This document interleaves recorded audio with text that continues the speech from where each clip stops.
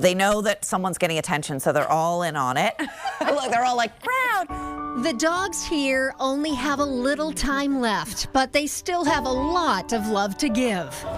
Hi, honey. You're just the best girl. He is a 16-year-old puggle, and he likes to spend most of his time napping, huh, Bubba's?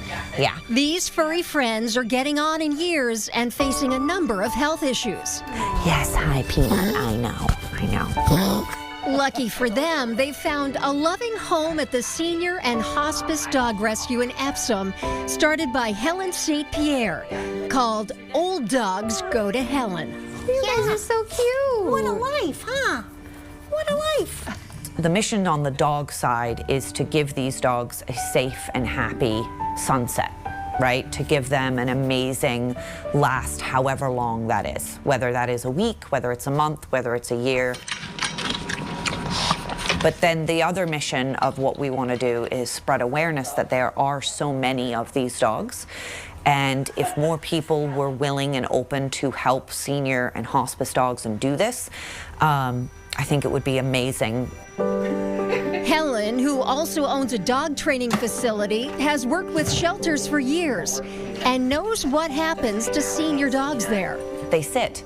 You know, not a lot of people want to take on a dog that has chronic medical issues. Do your goose call. It's chronic.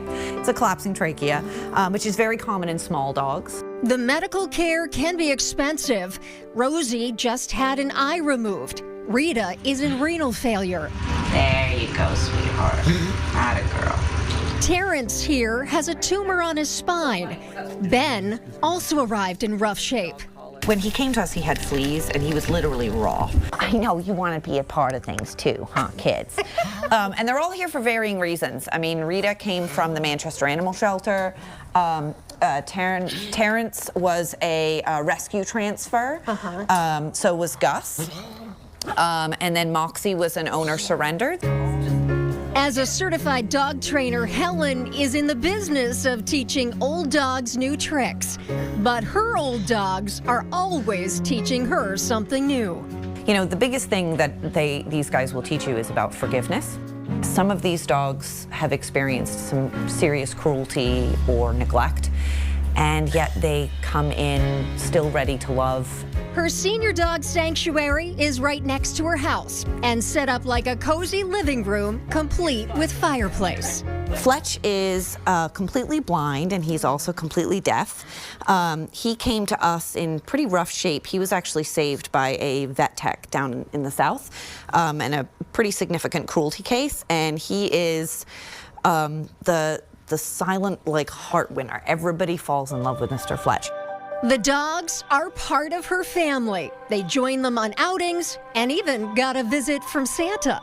We have 11 dogs, you know, they're out here right now, and, you know, they come into our house, you know, they watch movies with our kids. It's like a little old folks home, we call it. My husband and I, it's our retirement home. You know, they all shuffle in, they all shuffle out, and they rely on each other.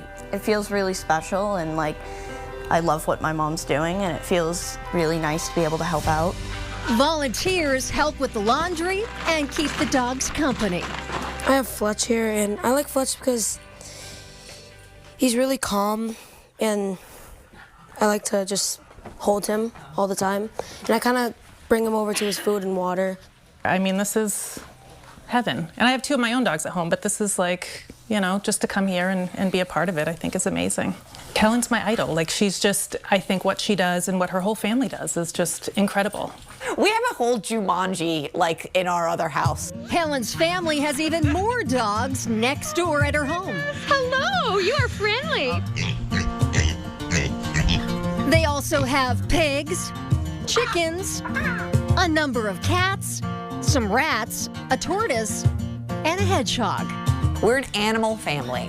Helen wants to help keep more senior dogs with their families. If we have someone that contacts us that has a dog that needs medical care, but they can't afford it, Old Dogs Go to Helen will provide that financial assistance so that senior dog can stay in that home and they don't have to surrender their dog. Outside Helen's rescue, you'll find memorial rocks and collars from some of the many dogs they've loved and lost over the years.